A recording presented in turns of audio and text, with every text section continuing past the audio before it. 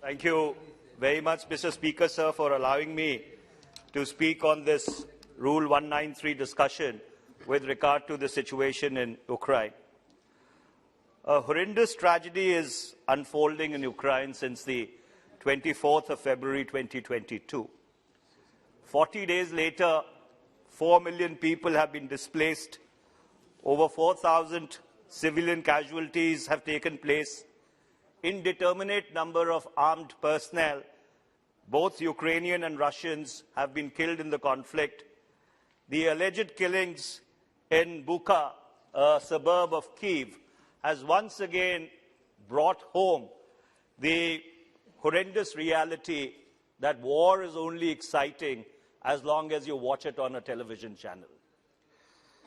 The long peace of Europe has once again been shattered after the Balkan conflict of the 1990s and the 2001. This conflict in Ukraine, unlike the previous ones in Europe, will redefine the global world order just as World War I did, World War II did, the Cold War did, the end of the Cold War did, the war on terror did in all its negative manifestations. A new Iron Curtain seems to be descending across the world. And unlike what Winston Churchill had said at Fulton Falls in Missouri, and with your permission, Mr. Speaker, sir, I will quote that from Stettin in the Baltic to Trieste in the Adriatic, an Iron Curtain has descended across the continent. Behind that line lie all the capitals of the ancient states of Central and Eastern Europe: Warsaw, Berlin, Prague, Vienna, Budapest, Belgrade, Bucharest and Sofia. All these famous cities and populations around them lie in what I must call the Soviet sphere, and all are subject in one form or another, not only to Soviet influence, but to a very high and in many cases increasing measure of control from Moscow. But unlike the Iron Curtain, which had divided Europe between 1945 and 1989, this new Iron Curtain has the potential of actually dividing the world once again. And behind it, this Iron Curtain, Mr. Speaker, sir, may lie the great civilizations of Russia, China and Iran, and their myriad allies, Myanmar, Pakistan, Syria, North Korea, to name a few. And the recent joint statement on the 4th of February 2022 between China and Russia, expounding international relations entering a new era and global sustainable development, may actually become the foundation of this unfortunate division which the world is witnessing today. We may be once again witnesses to a new history being created in the world. Unfortunately, Mr. Speaker, sir, in this new great game, Ukraine is today what Belgium was to the British-French enmity in the early 19th century. Poland was to the German-Russian rivalry for over 2 centuries.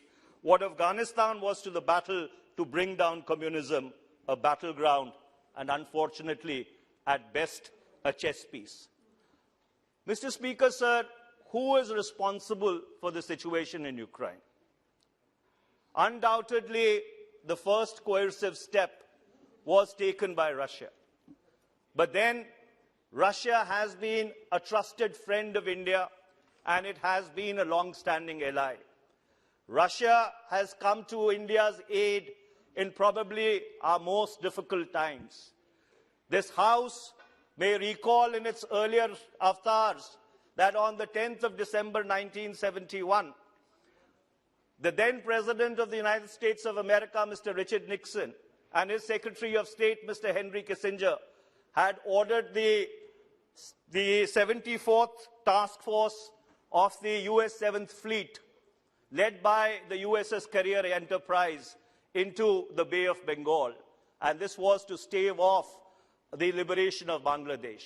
India had invoked the Treaty of Peace and Friendship with the erstwhile Soviet Union, and the 10th Operative Battle Group Pacific Fleet under the command of Admiral Vladimir Krushlagov, if I pronounce the name correctly, had slipped anchor in Vladivostok, and they had made Godspeed for the Bay of Bengal. and they were successful in checkmating the joint American and British task force which had come into the Bay of Bengal, and that scripted India's finest hour and also late Prime Minister Indira Gandhi's finest hour when we liberated Bangladesh and made it an independent country. That's a history for which, or that's an act for which we owe a debt of gratitude, a debt of honor to the erstwhile Soviet Union and its successor state, Russia. But then, Mr. Speaker, sir, friends also have to be told, if they are wrong, that they possibly need to get their act together. And 40 days into this war, and Mr. External Affairs Minister was smiling, what I meant to say was that Russia may have been told privately, or would have to be told privately, because after 40 days of this conflict, Russian war aims appear to be ill-defined or at best muddled. Does Russia want to split Ukraine at the Dnieper River? Does it want a regime change? What does it mean by denazification of Ukraine? Does it want to create a land corridor between the Donbas region and Crimea? Or is it testing the Anglo-American power?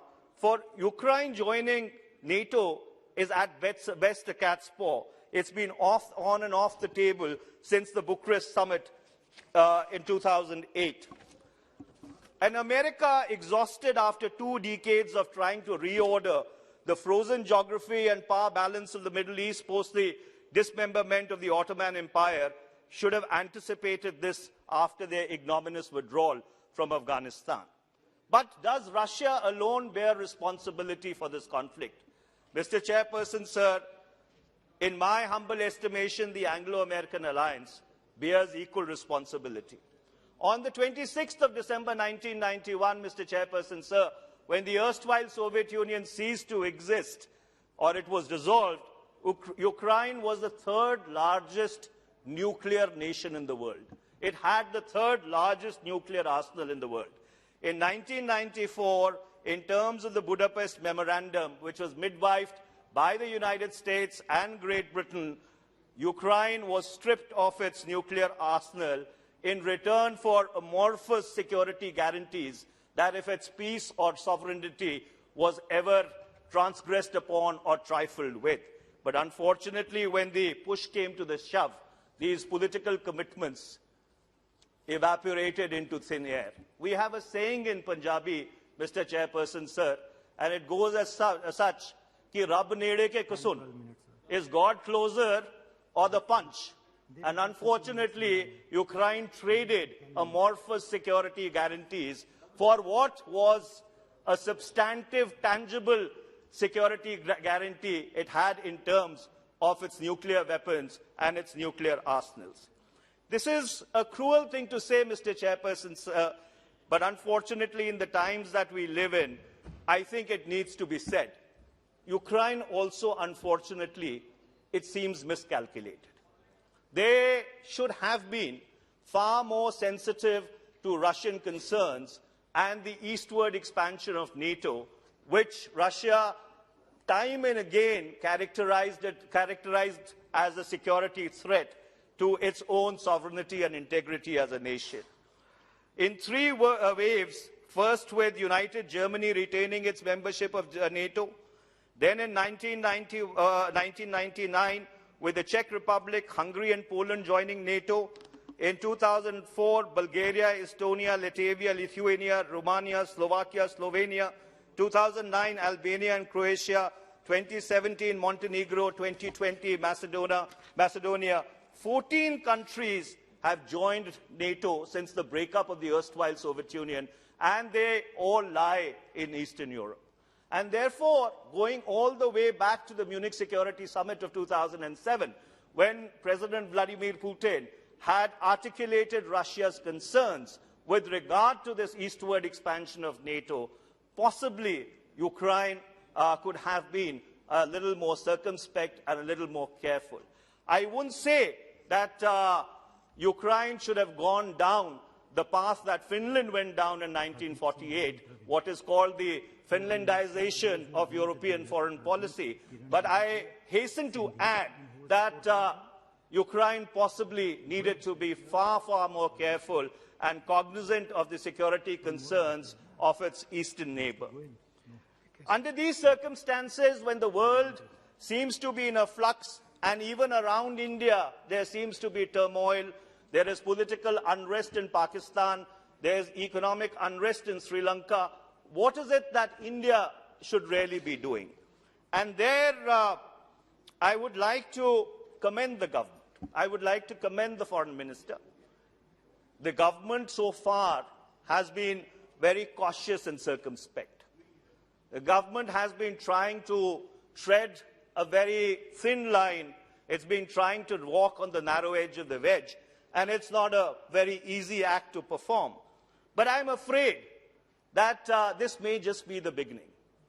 The push may not have come as yet, because if you go by some of the statements which the United States Deputy National Security Advisor, who has an Indian-sounding name, Mr. Dalip Singh, articulated while he was in Delhi, or the exchange which the foreign minister had with his British counterpart, I think the pressure is just, is just getting built up. And therefore, my concern is that Nehruvian autonomy, what we call non-alignment, that held India in good stead between 1946, going back to the first Asian Relations Conference, all the way up till 1989, when the Berlin Wall collapsed. That luxury may not be available to India. We may not really have the option of being able to sit atop this new Iron Curtain. And the reason why I say this is not because I'm making a value judgment on the current government. Unfortunately, the geopolitical situation as it has evolved post the collapse of the Soviet Union and Eastern Europe has also made India take positions going back 3 decades. The economic alignment in 1991 with the Washington Consensus, the 2003 next steps in strategic partnership, the 2008 Indo-US civil nuclear engagement, and then 2014 onwards, the various defense agreements with the United States, namely the Logistics Exchange Agreement, LEMA in 2016, the Communications and Interoperability Security Arrangement in 2018, the Basic Exchange and Cooperation Agreement in 2020, the re-energized Quad that we have become a part of now, I think to a very large extent has taken us far closer to the West than we would have been comfortable with in this current situation that not only we but the world finds itself. So therefore, under those circumstances, I would like to, I'll just take 2 more minutes, Mr. Chairperson, sir.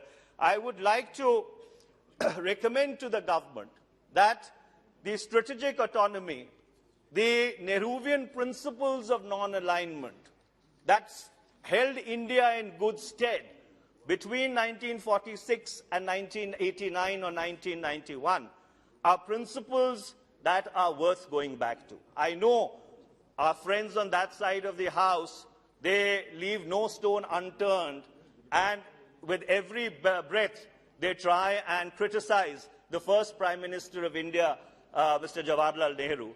But the fact remains that those principles which were enunciated then possibly have stood the test of time, and Ukraine and the crisis in Ukraine and the position which the government of India has taken possibly bears the most eloquent testimony to those principles which were articulated at the founding of our republic. I would just end by saying a few words about the evacuation. I would once again like to commend the government for extricating Indian students from an extremely difficult, precarious situation. The External Affairs Minister had at length explained in the other house, and I was watching it on television, as to how the operation was complex and fraught with difficulties. But may I hasten to add that India has had a long history of evacuations. We've done 23 major evacuation operations going all the way back to 1962, 63. And may I mention some of them? 63, 64, Burma, Southeast Asia, where we took out between 300,000 to 500,000 people. August to October 1990, Kuwait, where we took out 170,000 to 200,000 Indians. 2006, July, Lebanon, where we evacuated about 12,000 people under Operation Sakoon. Libya, February, March 2011, and I can go on and on, chapter and verse. But I regret to say, Mr. Chairperson, and I'm ending my intervention, I have never seen the kind of chest thumping, the kind of self-congratulatory ecstasy, if I may say, which was at display during the recent evacuations, making young students, children, chant slogans in favor of the government in aeroplanes by ministers of the government of India, I think was a self-defeating spectacle. I would like to commend the government that whatever efforts you had made, commendable efforts, unfortunately got undone by that spectacle which was completely unnecessary. Thank you very much, Mr. Chairperson, sir. Thank you. Thank you very much.